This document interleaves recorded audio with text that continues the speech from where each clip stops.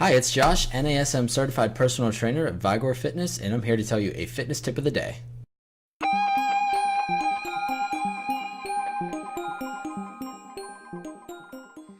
So I got a question from a prospect that came through the door today, and she was asking about how strength training can create stressors upon the joints. Started to place some stressors upon her shoulder joint, and that's a big place where you can become injured in any sort of way, but you have to be careful with it.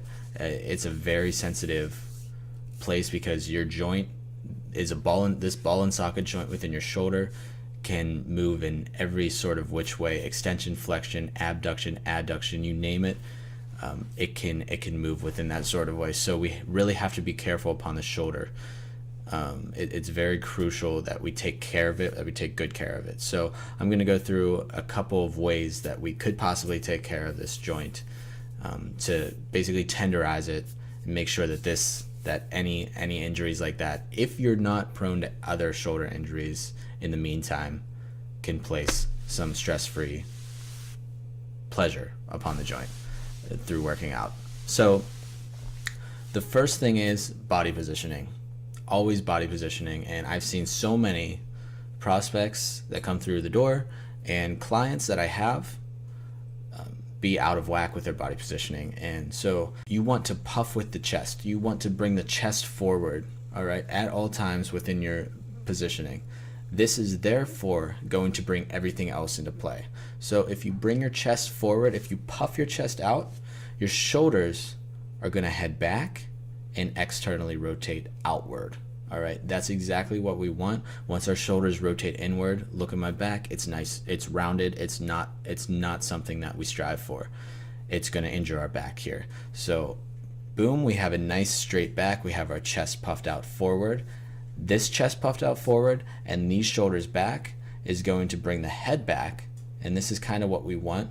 We want everything to the back of the room other than the chest. That's what we're aiming for.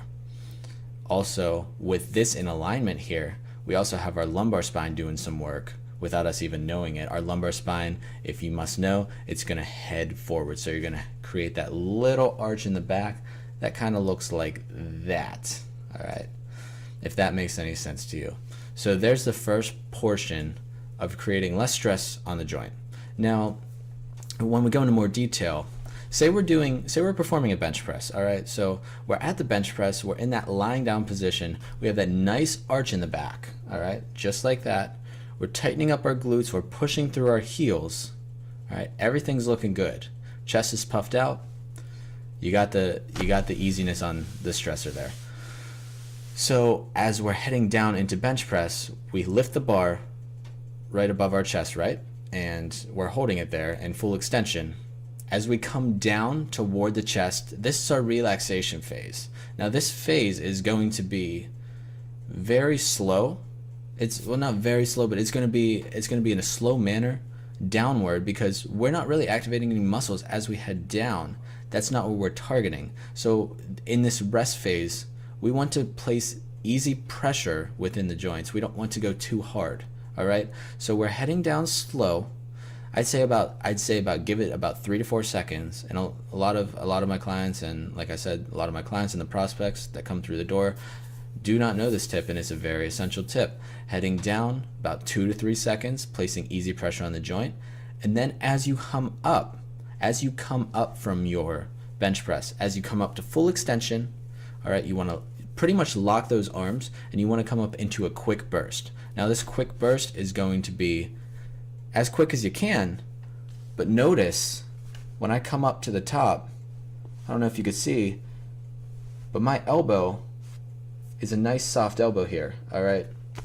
It's not going to be locked. And that's also, I had that person come in today, and she had said that she heads down fast and then she heads up fast as well.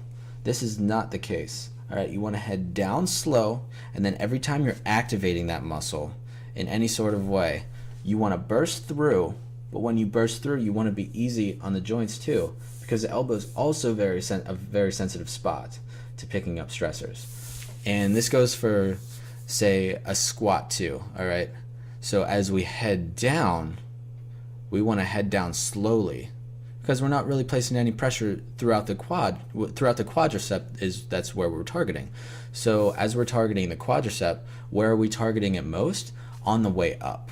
All right, so when we're heading up, we want to have that quick burst, and we want to slightly have that soft knee.